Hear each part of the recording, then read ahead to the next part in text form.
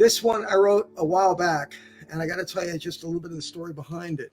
I was playing blues when I first started doing solo work. I was playing at this gig, and I happened to mention Son House, a blues musician. I said he was born in 1904 or something, and this little man, old man in the audience.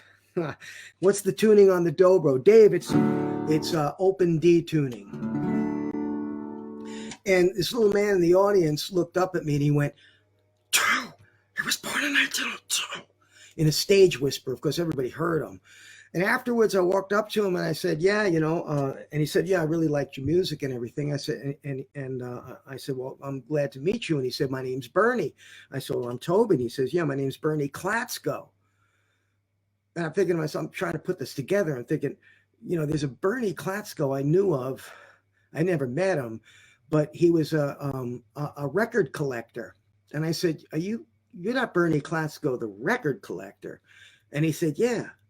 Now, folks, you have to understand how important this guy was.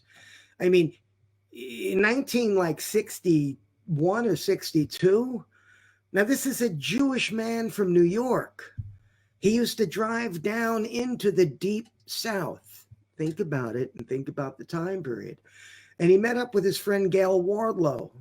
And Gail had they used his car, the station wagon, and they would drive all around Mississippi, and they would be knocking on these doors, and the people would open up the doors, and of course Gail would do the talking because Bernie had New York accent, and they would just ask him if they had any old 78s, and they would pay like 25 cents and maybe 75 cents for them if they were in good condition. And they would look for old blues tunes and jazz songs and gospel songs. And they would bring these records back up to New York where they're playing for all their friends, a little tiny knit group. And then they actually, they created a record label with the help of a guy named Nick Pearls, and they created Yazoo Records.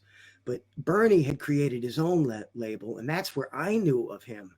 And Bernie afterwards brought me over to his apartment in Port Washington, where I saw racks and shelves and filled the walls with rare 78 records.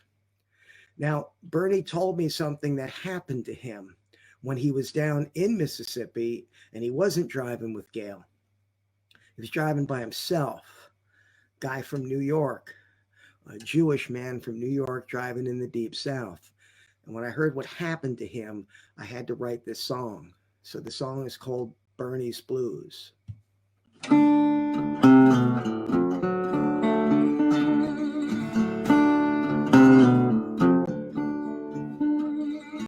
Heading out of New York town under a gray and dirty sky, Bernie's Ford was moving slow as he crossed the Jersey line.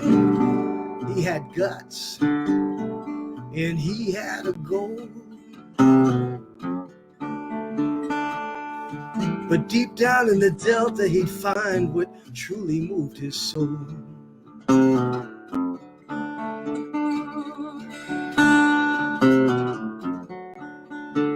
Yeah, now Bernie was a collector of those old 78s. Southern blues, jazz, and gospel would fill his trophy case, and in the heat of the day, walking from shack to shack, looking for all those old records as the sweat was pouring off his back. Bernie's world would change. I said in ways he'd never understand. Yeah, he was about to see what it was like when you rip the pride from a man.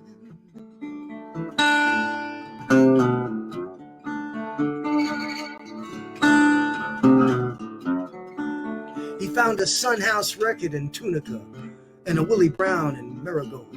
Melodies long forgotten, their stories yet untold. Each song was a treasure, an uncovered work of art.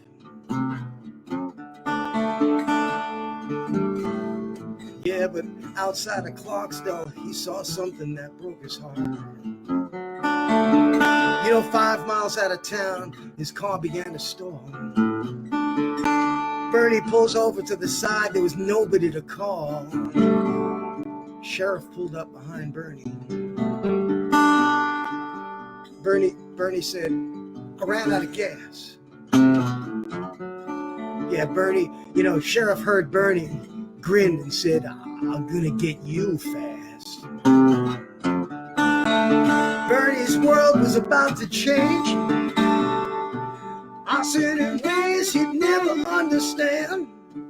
Yeah, he was about to see what it was like when you rip the pride from a man.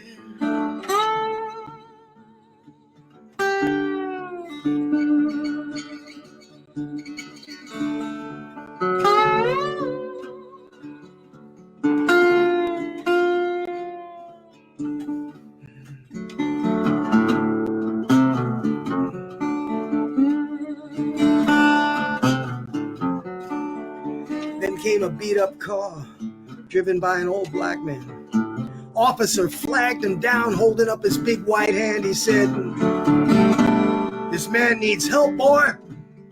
And the sheriff held up a hose. He said, you're gonna siphon off your gas and get this good man back out on the road.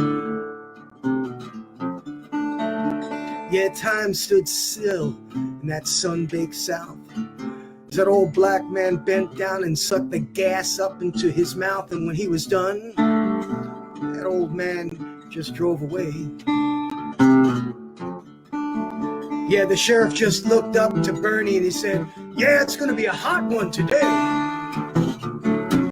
Bernie's world had changed.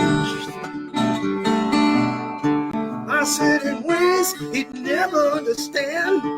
He saw what it was like when you rip the pride from a man.